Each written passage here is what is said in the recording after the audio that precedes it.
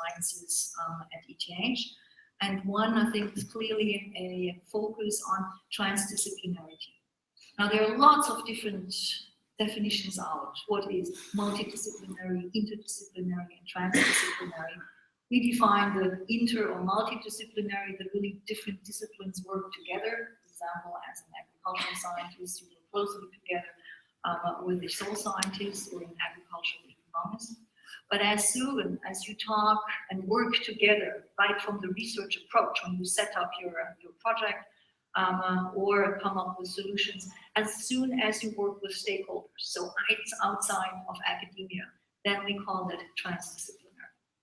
And when we created this department in January 2012, we also created this transdisciplinary lab where we have different people, both on permanent and fixed-term contracts, really to help us doing that, but also being responsible for a minor in transdisciplinarity, which can be used and can be enrolled in by both study programs, both the environmental as well as the agricultural science. What else is special? We have a couple of research stations outside of Zurich, where lots of our research is going on. One is about 20 minutes away from here. It's called Eshikon, where we have lots of greenhouse facilities, climate change facilities, so that we can do research there. And very important for a link between, for example, plant and animal sciences are those 3 research stations at 400, 1,000, and at 2,000 meters. Which represent more or less the traditional free-stage farming grazing system in Switzerland, where also the animals, be it cattle or sheep, are moved from the winter lots at Kamau to Fribourg, which is at 1,000 meters in spring, up to the Alpine side, back in fall, and then back into the lowlands. We use that, as I said, really also for collaborative work, mainly from the plant and the animal sciences, less so from the environmental sciences. Now, there's a brand new development where the University of Zurich is closely working together with ETH Zurich and an agricultural education centers for farmers of the canton. And this will be located at Eshikon, where here we have our plant sciences facilities. And this is a brand new development that has been prepared now for many years, but started off the ground this year.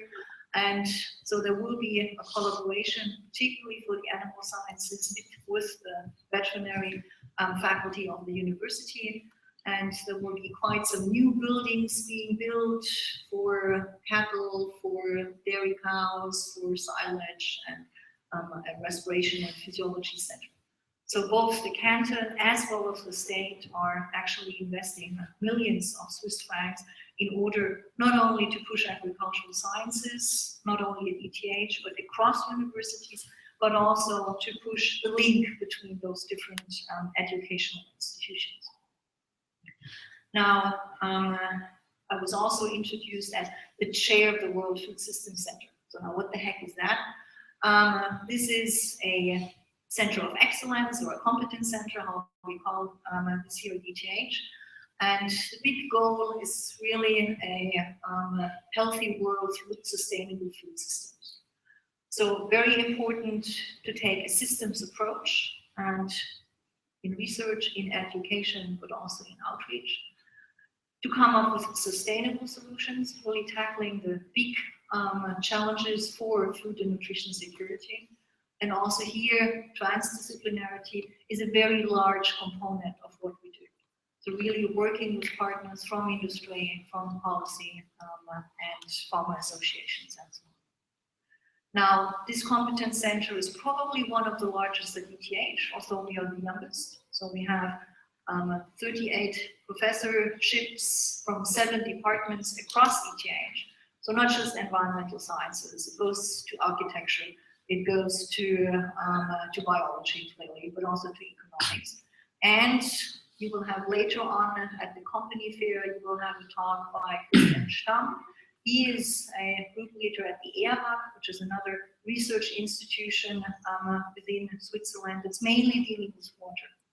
And that's also special of the World Food System Center, that we combined the Water Institute ETH with ETH. Now, what do I mean with the systems approach? You probably are all familiar with value chains, where you start from agricultural production, food processing, and retailing. We go further, we go also to those that consume that, so human consumption and human physiological response. So it goes up to health. We do not just stop when something has been sold and is sitting in the fridge. And it's also clear that for all these value chains, we have inputs and outputs. And particularly in the last couple of years, food waste and food losses became a real hot topic in agricultural or food system research. And we acknowledge that all these different value chains, they're embedded in different boundary conditions, be it from the environment, be it from policy, from social, societal aspects, but also economic aspects. And if we're successful to come up with sustainable food systems, we should have those three big outcomes: food and nutrition security, high environmental quality, and social well-being.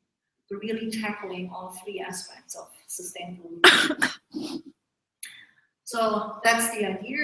We'll hear probably a little bit more about the World Food System Center as soon as we go in Milano, in the Swiss Pavilion. I'm not sure it looks still like that. So obviously not. The colleague is shaking his head. There are also a couple of mascots running around. So ask them what they represent once you see them in Milano, I think next week, right? So we come to agricultural sciences. So what is the study program about, and what professors do we have? We have an Institute of Agricultural Sciences, again, that is relatively big. We have 11 professors teaching agricultural sciences. Most of them are actually within the institute, but we also have a couple of biology colleagues that join us in the institute, and the newest edition in agricultural economics and policy, a couple of days old. So some of those that have been in Wageningen might actually know him. He was an assistant professor in Wageningen. He went to Bonn, and in January he will come to ETH. So we're very happy about that. One professorship is still open, and here a new process will start. So these are the different topics that are represented. And when we then have a look at how the agricultural curriculum looks like, it's very clear that we want to have generalists that have then within their masters deepening in a certain discipline, in a certain aspect of your study program.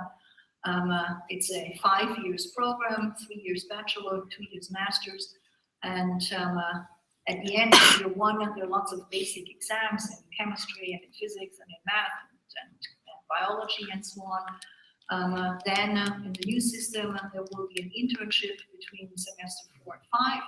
Then at the end of year 3, there will be a bachelor thesis, which is typically a research thesis. And then in the masters, there will be a professional internship, and at the end, a master's thesis, as you're all familiar with. If you go further, then it's the question, how successful are the graduates of our study program? And there are a couple of surveys that on a regular basis come out. This year is now a survey from 2011, and with the question is, when do our agricultural graduates, when do they get a job? And about 50% have a job before they actually graduate, and up to 70% within half a year after graduation. So we seem to do something right, and you seem to be doing something very right when you study agricultural sciences here. What they also have a look is at the unemployment rate 1 year after graduation, and I have to say I'm very happy about that 0 there. Typically we're not happy about zeros, but that 0 is, I think, is excellent, and for the food sciences is 1.7. Unemployment rate in Switzerland is about 3.5 to 4%. So a very good start into your life. If you then start to continue and start to have more scientific exposure in academia, you might have a look at the PhD. And also here, ETH Love surveys. So this one is from 2012 and was asking many, many different questions. For example, is everything there that you need to do literature reviews, to do research? What about computing? What about supervision and guidance?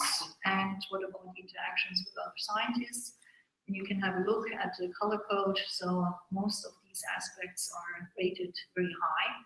So also this is now across all departments of ETH.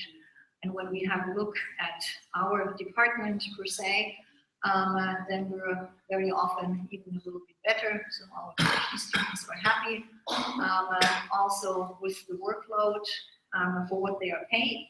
That might also be an additional information that all our PhD students are actually paid. It might not be so in other faculty or in other universities. So if you want to stay in science, there's some good promise, not only getting a job in a couple of months after graduation, and all what we teach, what we do research for, but also what you have heard in the last 1.5 weeks, and what you will hear is probably tackling one of those big questions in a sustainable food system. And I hope that you feel as happy about the support that you have from your own university. As I said, if you think to change, then I think we welcome you as masters of PhD students. And for all these different aspects, independent where you are, I think you need a very open mind in order to grab information, but also interact with your fellow students, with your colleagues, but also with your stakeholders once you are working. And so I think I really like the idea, and I'm very happy that this World Congress has one stop here at ETH. And so looking at these different value chains that you have on your webpage for the different continents, I really want to say thank you that you're here. Also thanks to these organizers that have been already very busy in between arriving here from the bus drive as we were setting things up, and also for those colleagues that later on continue in the company fair, and also obviously the companies. And having said that, thanks for coming, thanks for listening, and make the best and use all the connections that you get in the information really, really well, not only for this Congress, but also for the rest of you.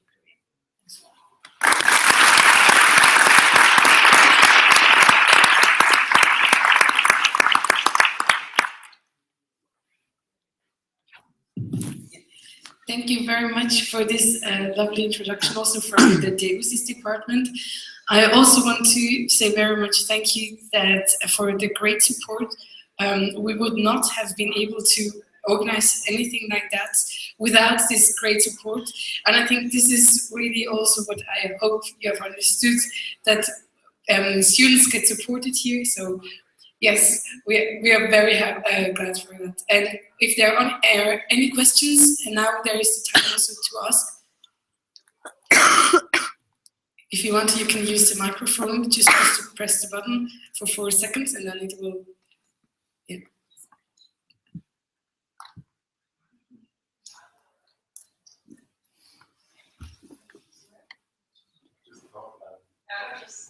I want to ask if you also have 1 year master programs or master after master. We have what we call Masters of Applied Sciences, that after you have the Masters already, so these are shorter, or Masters of Advanced Studies, they're called. For example, in nutrition, there's one of those.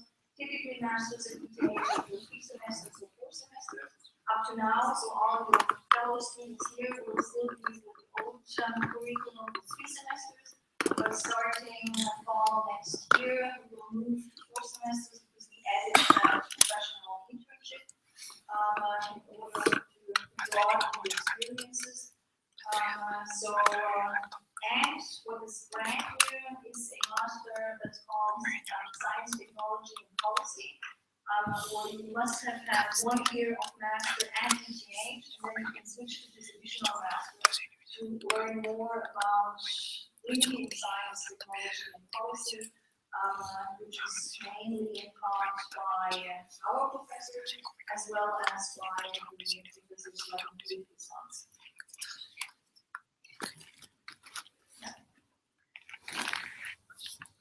I want to question 1 year, how much How much it will cost you? All the registrations, your normal fees are relatively low. I don't know, 600, 800 Swiss francs per semester, somewhere around here. But then you have to pay the restaurants outside. But what there are stipends you can ask for, so depending on your grades from the university you come from, that might be very helpful. On the other hand, probably part of the high costs are living costs, so it's rent and then going and get your grocery shopping done. But there probably your Swiss colleagues have better answers than the neighbor right away. Because you can work, you can live in a flat sharing apartment and get a flat and have 1 room, parts of the bathroom and hopefully parts of the kitchen as well. And then use your infrastructural skills to come along. Or you can rent your own one room apartment and that can be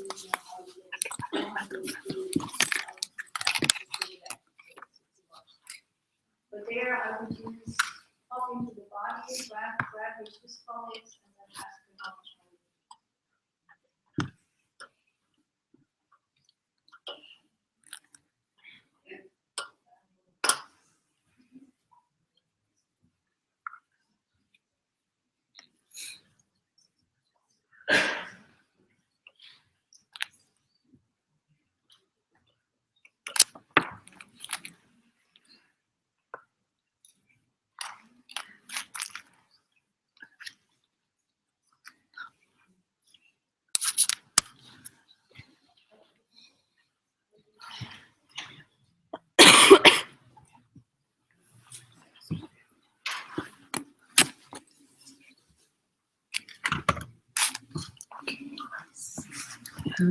Okay.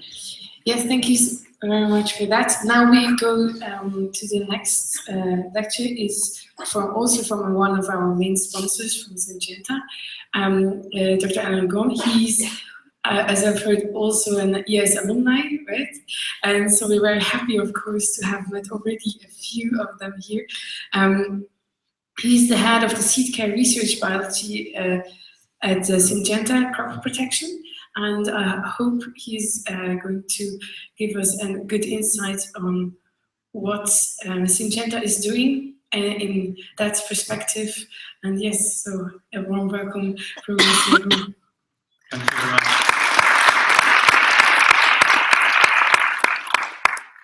Thank you very much.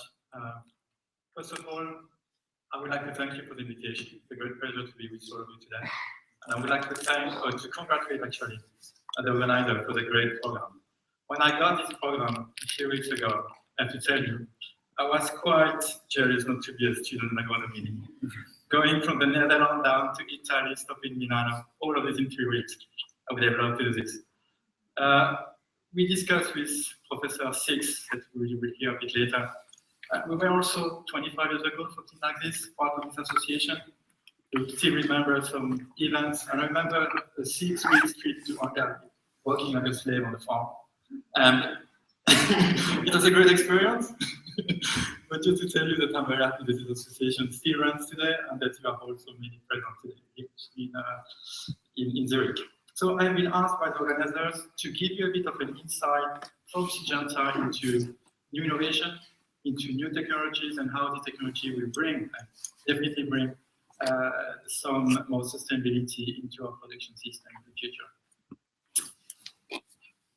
Like you nicely introduced me, I'm based in Stein. Stein is our research center between Zurich and Zurich. And now I've been fighting with you, Nina, because it's a great place to be also. We have probably the best equipment to do plant science in the world. 90 plus growth chamber and so on. So after you study on your master's student with Nina, you are more than welcome to join us. And by the way, I checked the temperature of the rain this morning, 22. So, no, it's a joke. So, first preamble a little bit to this topic and to the theme for you. The development of new technologies and its implementation in agriculture has been widely recognized since for many years as a key driver for agriculture. And as recently acknowledged by USDA Chief Scientist Catherine Bottomley, agriculture is more dependent on scientific innovation than any other industry. What is very important to know that both public but also private sector are actively participating to this effort. We can see from our side, private sector, with more than 8 billion year investment in agriculture. It's a lot of money.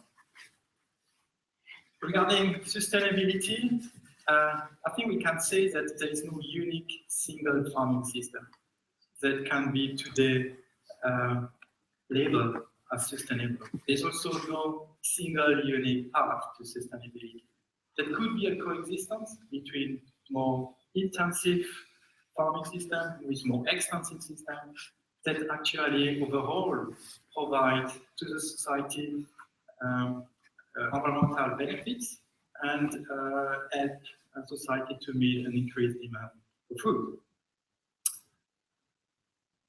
Starting with the current situation in the world, not to scare you, it's a reality.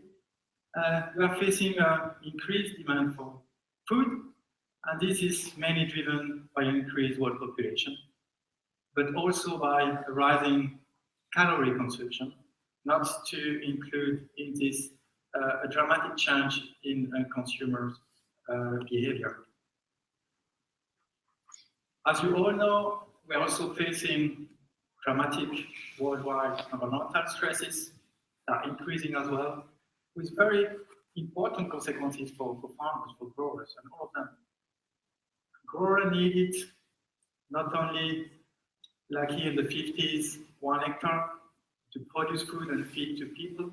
Nowadays, on this piece of land, we need to produce enough food for 5. So as you can imagine, it means all producing more food, more feed, with less land, less water, and so on. You are all students in agronomy here, so you all have heard about green revolution, I'm sure.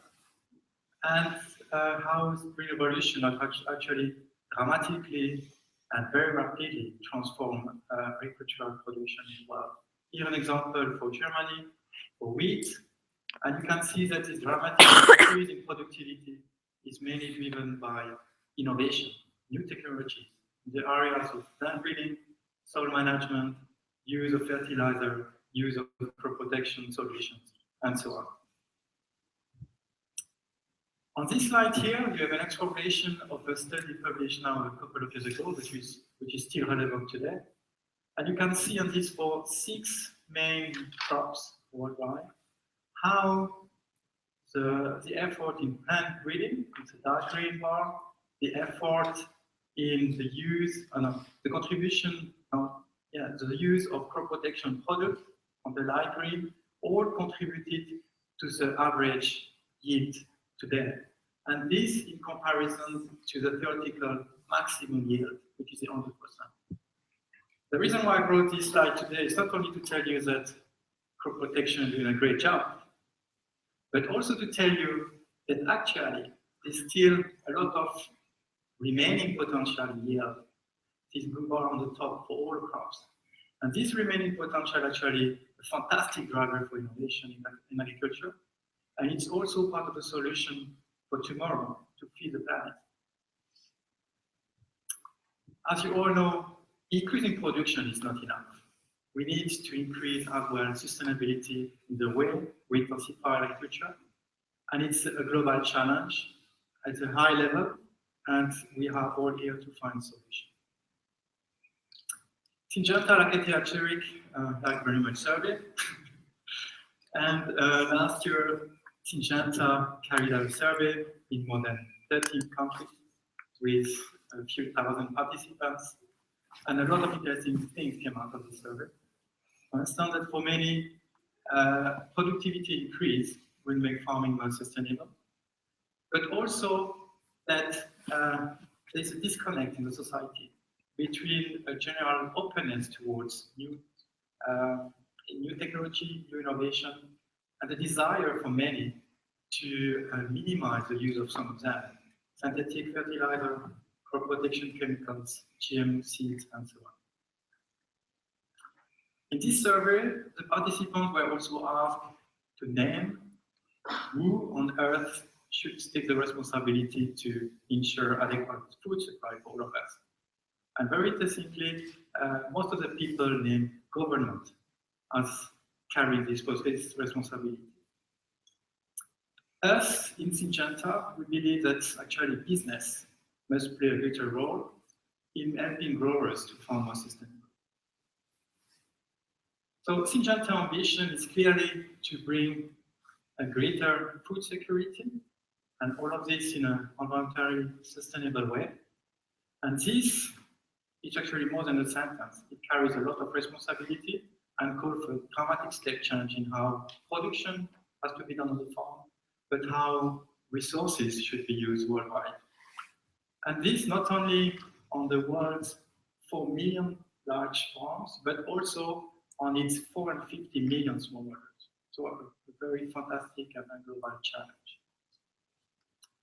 In Syngenta, actually our objective is to raise productivity in sustainable ways. And for this goal, we believe that we should try to link technology, land, and people much tighter, much together. That's the reason why Syngenta now, 2 years ago, launched a very global program called the Good Growth Plan. And the Good Growth Plan includes 6 specific commitments that you can see on this slide today. And actually, these commitments are all addressing critical challenges that the planet is facing today in feeding increasing world population. One of the commitments has to do with making crops more efficient without using more land, water, or any inputs. Another commitment goes into more biodiversity and restoring land degradation. For instance, very clear statement improving the fertility of more than 10 million hectares of land. Also working on biodiversity with enhancing biodiversity on 5 billion of land. Working on and with people, making sure that at least 20 million smallholders, small farmers worldwide could increase their productivity by 50%. Make sure that these people, especially in developing countries, know how to use the new technologies. They have also access to these new technologies. And I'll bet that we want to help more than 20 million of them to do this. These employees on the farm, these workers, are still today in this country working very hard and sometimes in very unfair situations. And we'd like to work on this as well. And why I bring this today is not to say that we have unrealistic goals. I think we're in a good situation to make it happen. Syngenta, with more than 28,000 employees today, is present in more than 90 countries over the globe. We are actually present in we cover all ecosystems. We cover all agronomical challenges that the world is accounting today. And almost 1/5 of our total number of employees has a role in R&D. R&D is really in the heart of our operation system, and we believe that it will make a difference.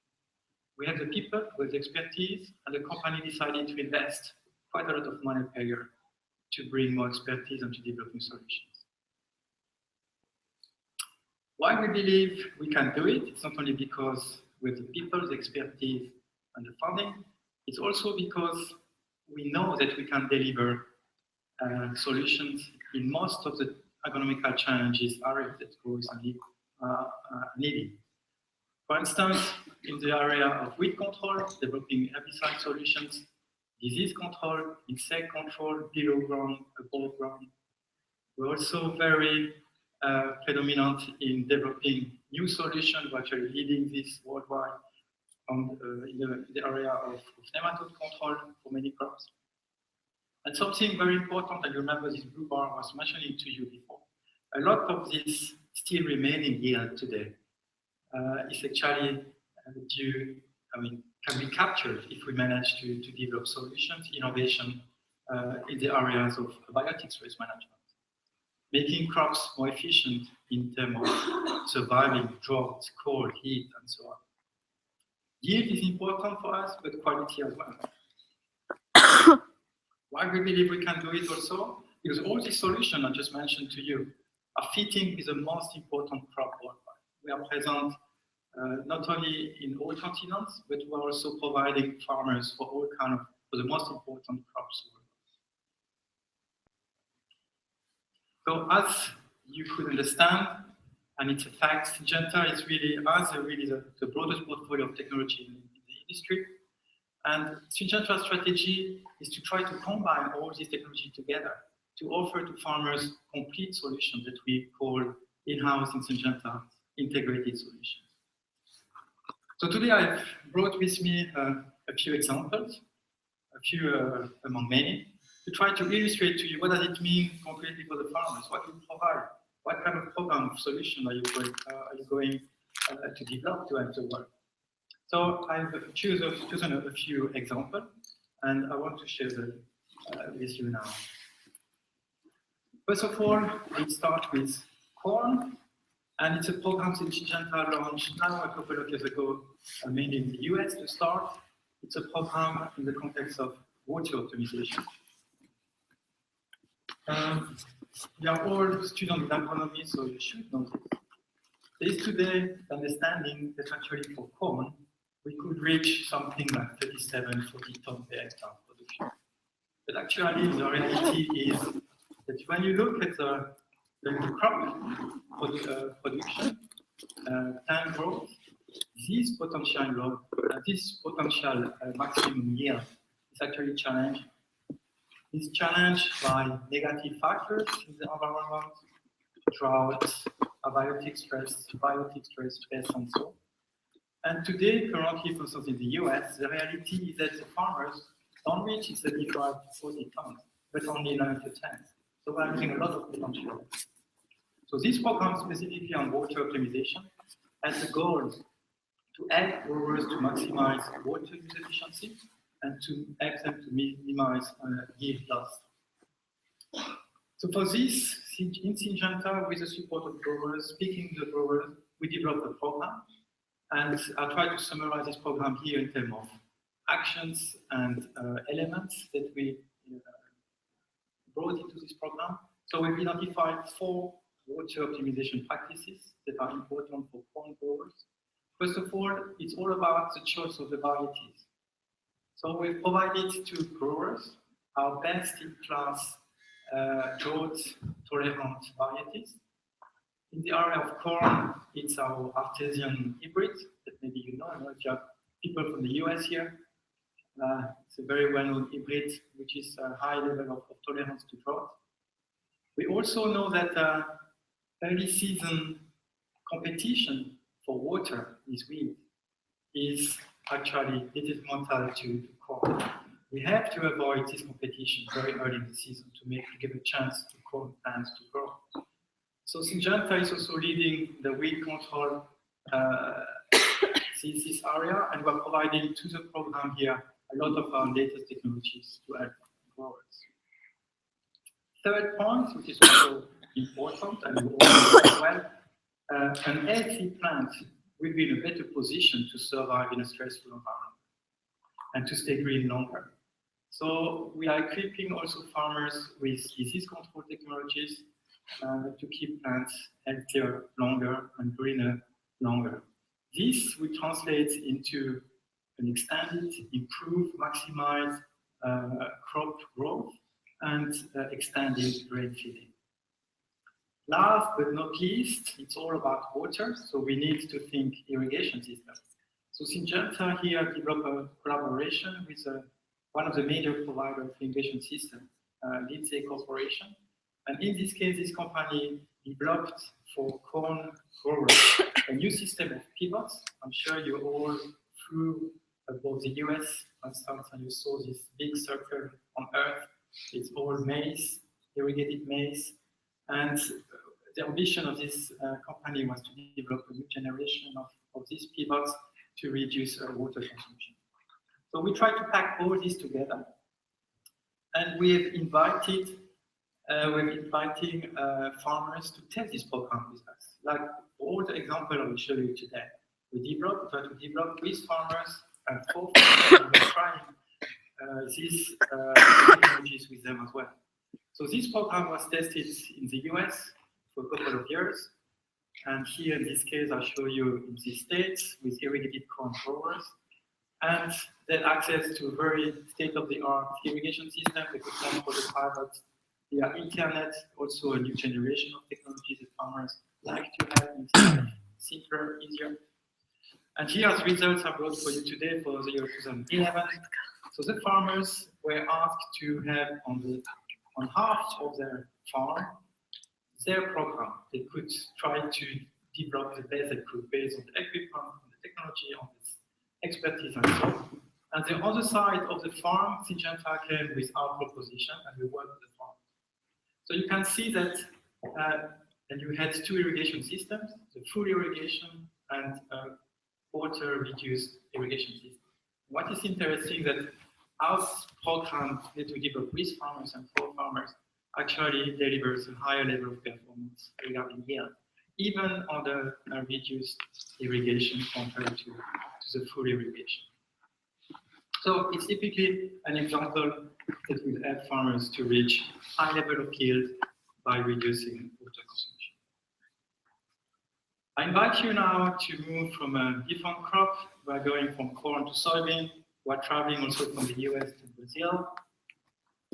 And there, farming community are actually facing the same issues regarding yield limitation. In Brazil and for soybean, the potential yield of soybean lies around 7 tons, but actually there's a big gap between this potential theoretical yield and the reality. And with farmers, we decided actually to try to tackle this gap and to find solutions to increase yield productivity. So the goal was to reduce variability between land, but also between years, and to offer to farmers some programs, some tools to maximize the return on investment.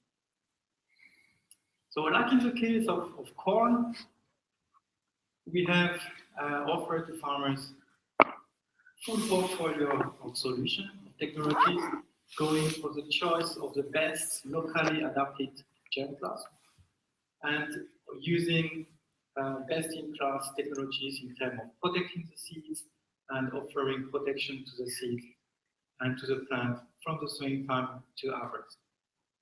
What we have done also, that we have offered to farmers, let's say, a catalog of solutions, a catalog of choice they could run on the farm. And here, just to show you two of them, I want to show you today. For example, we offer to farmers a yield insurance. If there's something happening on the farm, Syngenta is ready to compensate for some of the loss. We also offer to farmers state-of-the-art precision agriculture technologies. For instance, for farmers, not all farmers are the same. Some are just doing the minimum, they have a job in the city and just keep the farm for the weekend, and others are much more ambitious and they want to tackle the maximum yield on the land.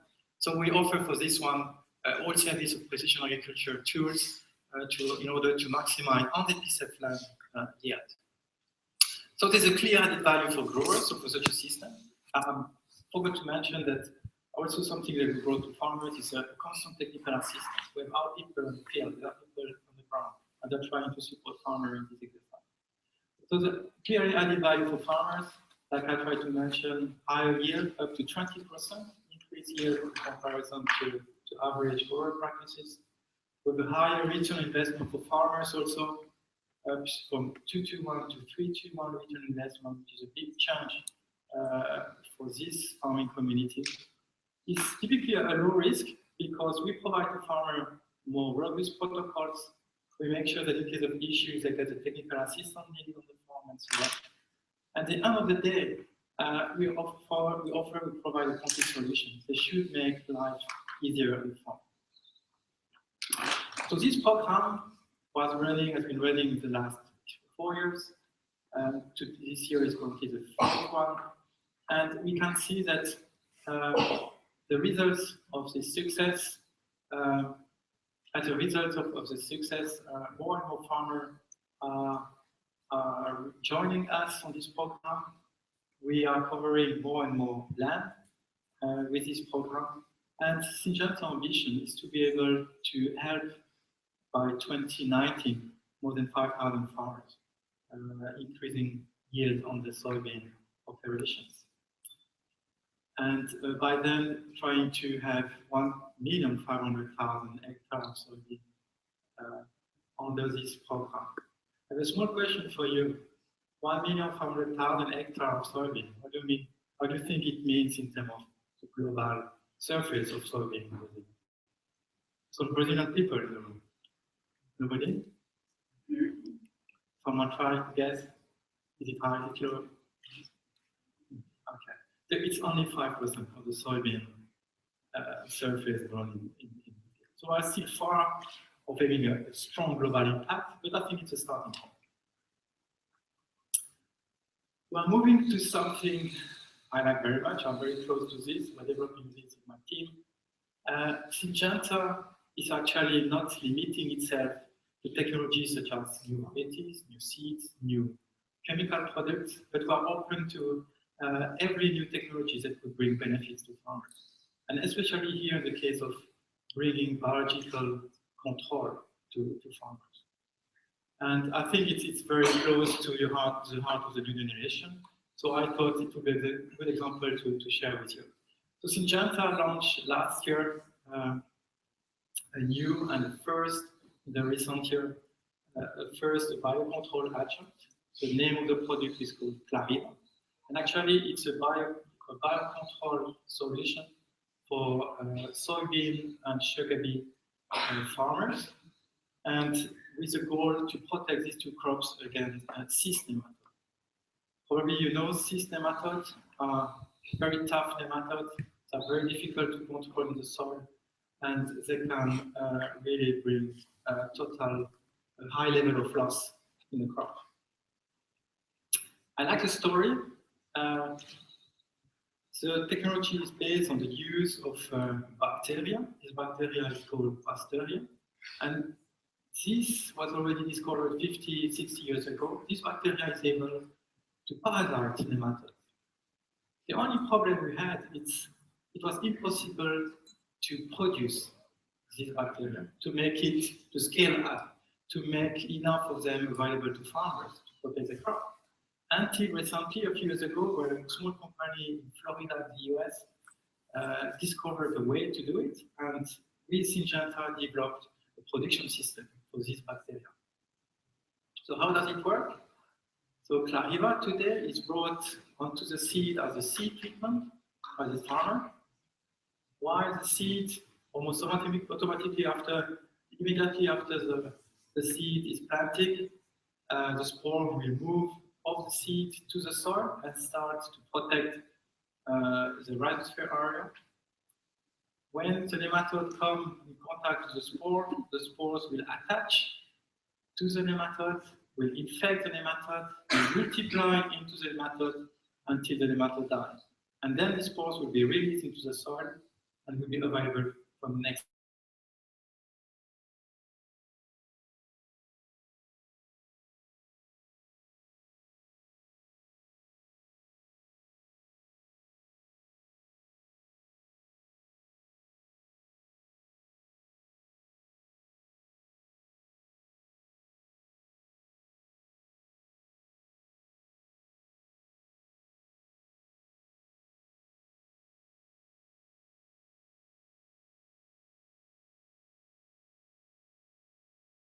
Is the first company in the world to have cracked the hybrid production of cereals, and this was barley. You know, hybrids, F1 bigger, it's a way to increase yield, and sometimes up to 20-30%, which is dramatic. And here for barley, we have a new barley line, hybrid line called ETH. And this line provides to farmers something like 10 to 20% yield increase. So barley is about, today, if you look at England, it's about 6.5, 7 tons per hectare. This technology provides an extra ton, 1 ton. So it's a big deal of a challenge for growth. And it fits in Syngenta view also that high yield is really a starting point to bring not only more profitability to farmers, but also a good starting point to improve farm sustainability.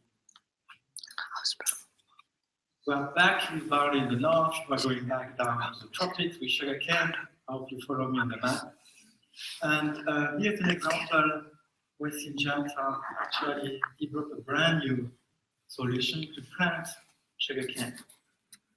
And I think it's an interesting example because beyond this example, it shows how Syngenta not only look at the obvious in the field, but really try to do its best to really bring innovation.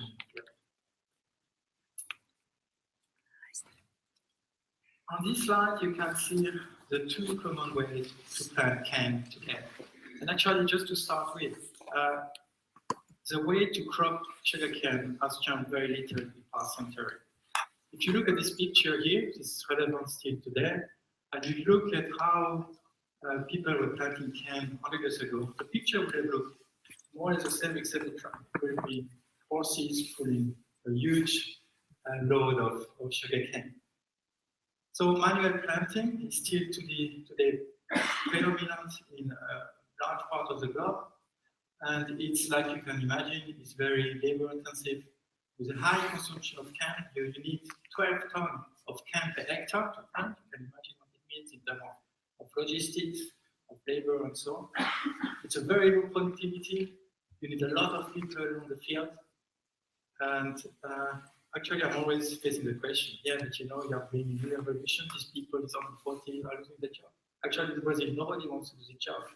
We get the poorer in all South America. We sometimes travel thousands of kilometers to do this job. So it's not sustainable. It's not good. You have to find another way to bring these people the money they need at the end of the month. And as you can see at the end of this, very low sustainability and a relatively high cost of operation. So a few years ago, some attempts were made to try to mechanize this planting operation. There was a lot of attempts to try to develop all kind of new equipment. These equipment are, for most of them, very heavy. It didn't reduce very much the sugarcane consumption. You still need the hectare to bring 18 tons of cane. It's very high.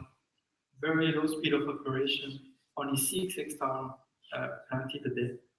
And you can imagine the consequences of such a heavy equipment on the field, high soil compaction, everything was remotely sustainable. And at the end of the day, a very minor cost reduction for farmers. So Syngenta, looking at this, they say, okay, what could we do? Let's try to think totally out of the box. Let's try to rethink the whole process. That's the reason why we developed a so-called encapsulated bud. These buds actually are the growth tissue, the meristem on the sugarcane. So what we have done with a collaboration with companies such as Siemens, we actually cut along the stem these buds. We are actually treating them, and we are considering them like artificial seeds that we can plant almost like potatoes in furrow in the field. Here, an example with the old historical way with the cane, and here our new technologies. And these technologies are actually very rapid, very fast, offer a lot of advantage to farmers. And it's only one of the different technologies that we actually try to develop for sugarcane in the whole cropping operations. All these elements, this new technology actually are all addressing yield limitation and yield limiting factors for sugarcane. And this will be my last example for today. Syngenta decided a couple of years ago to tackle a very old problem for sunflower growers. This problem is eating very badly growers in Eastern Europe, Bulgaria, Ukraine, down to Turkey, North Africa. And it's all about finding solution to combat a parasitic weed called grape. Probably you've heard about this. It's a very nice flower, you can see in the country, beautiful colors, but it's highly devastating for growers. So here are just a few numbers that just speak by itself. One of these, or one sharp plant, can produce up to 50,000 seeds. And once these seeds are in the soil, they can stay there, survive there for up to 20 years. You can imagine this stock of seeds, years after years, season after season, in the soil.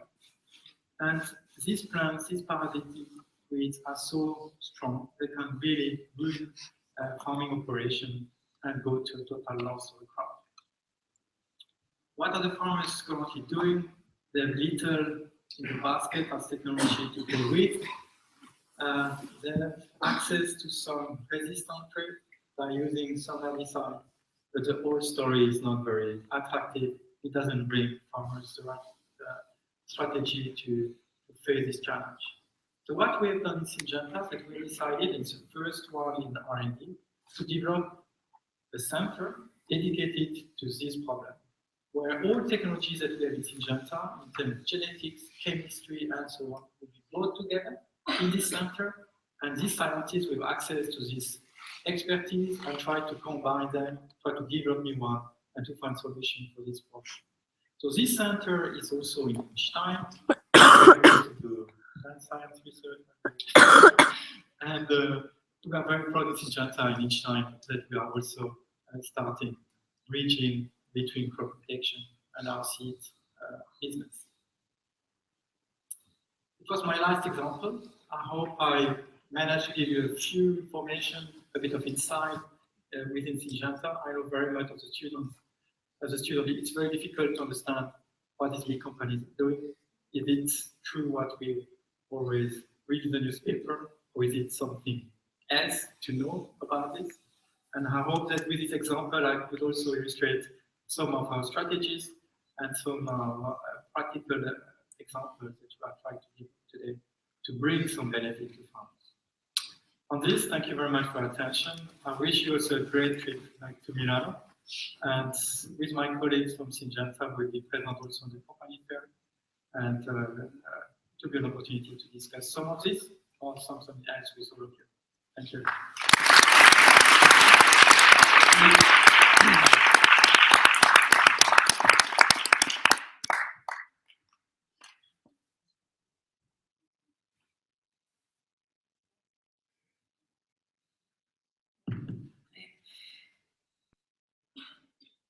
Thank you very much for this interesting insight into all the research you do. Yes, are there any questions? Maybe you can. Yes. The presentation, how do you take up the how do you take care of the weed control? Do you use fertilizers for it or pesticides or something like that? I mean, for corn? No, the weed control. Yeah. So there are plants that don't produce any food and they're just there taking water. yes.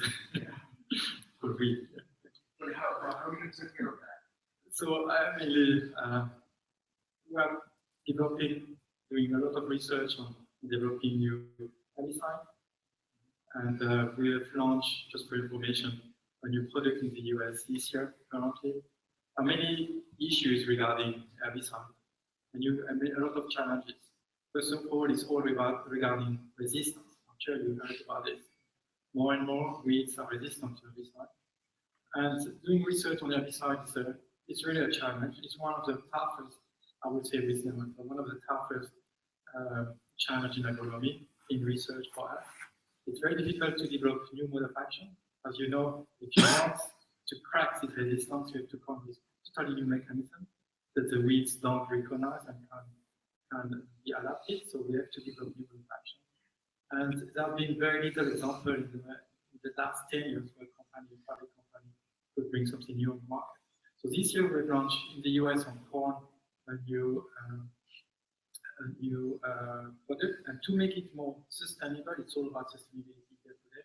What we have done, we don't bring only one substance with one mode of action.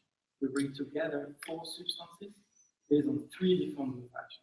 So it gives a lot of power to the product and little chance to the weeds to get adapted to this and to be resistant. It's one aspect. So very clearly, the development of new chemicals is key.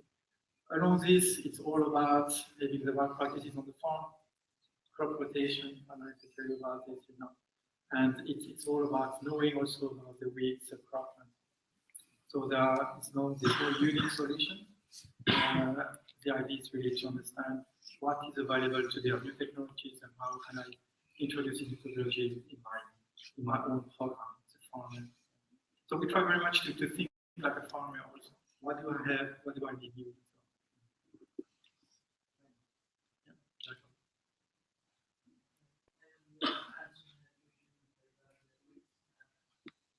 Really? Sorry.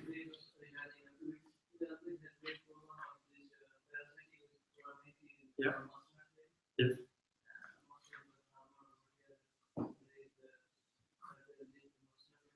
Yeah.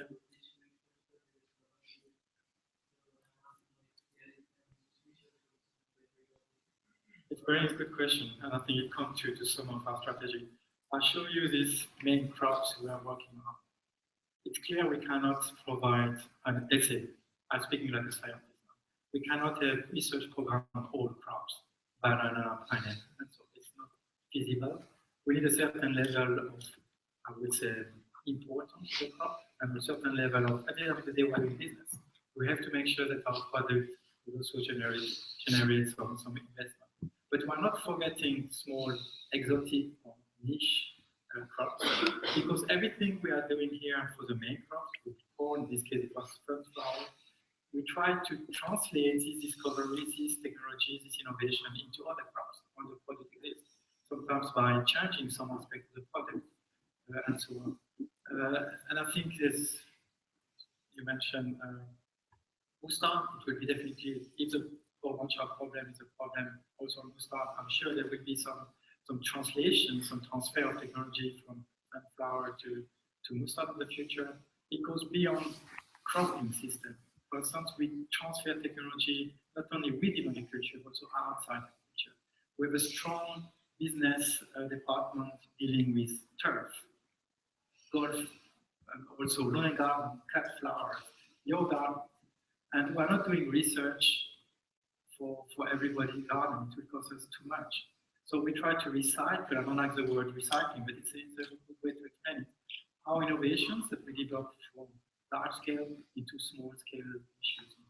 So a project, just for you to give understand why we don't do this, a project here, to develop a new product, a project will cost us something like $270 million. And it will take us between 10 and 15 years to bring something on the market. So we have to prioritize big market, big challenges, but we try also not to forget small ones. And I thank you for the question. I think it was an important aspect that I wanted to mention. Yeah.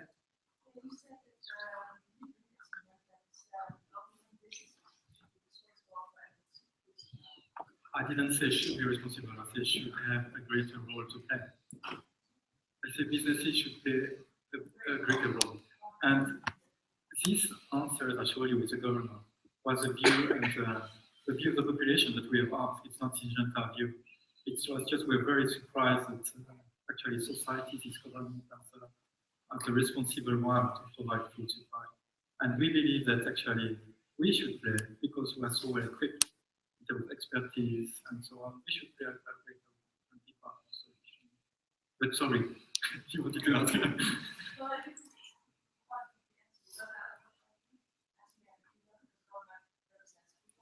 Yeah. Yeah. Okay.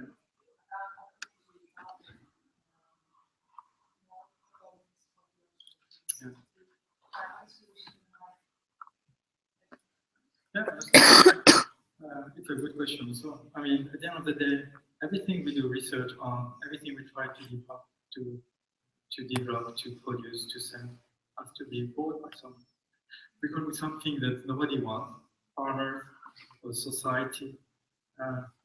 We're just shooting our own foot. We're putting 270 million, I was mentioning to you, for nothing. It's a waste of money, of time, and so on, and expertise from our side.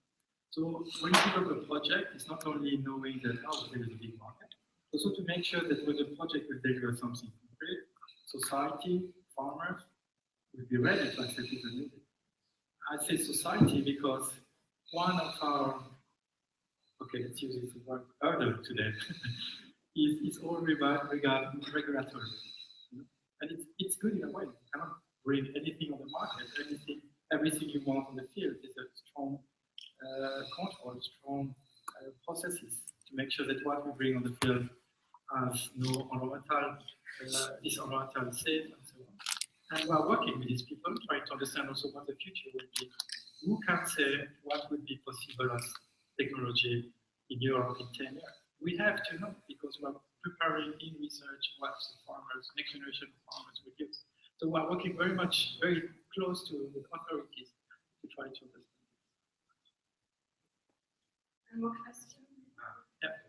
You surely tackled the issue with soil. With, sorry. Soil. Sorry.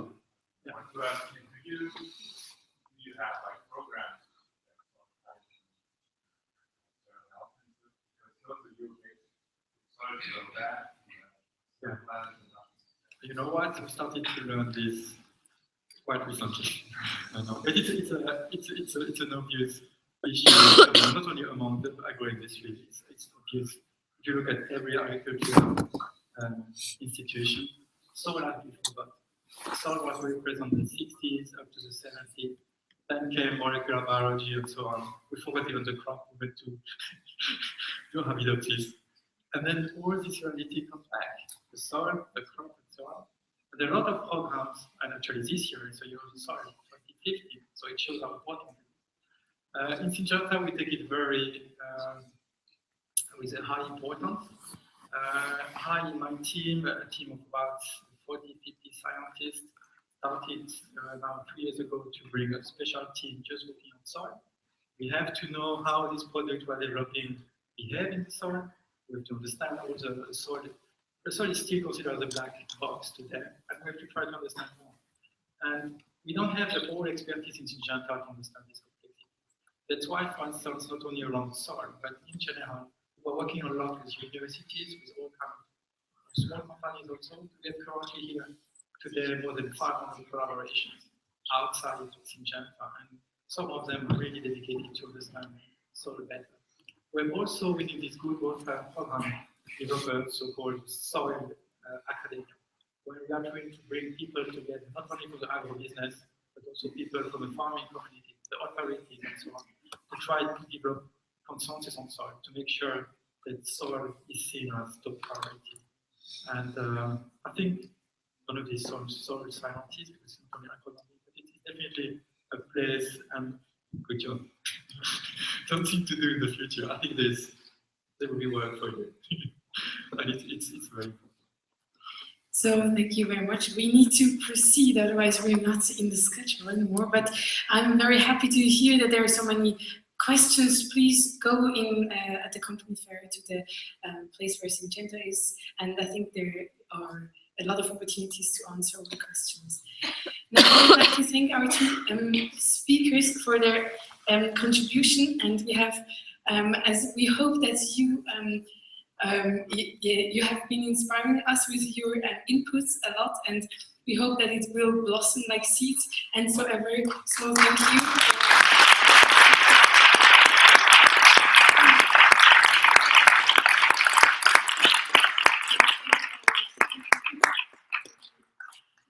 Yes, it is a great pleasure. And now I would like to say something about the rest of the program of the afternoon.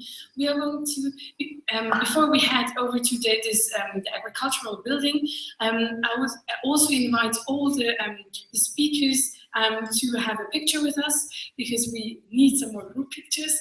And we will gather in front of the main entrance of ETH, of this main building.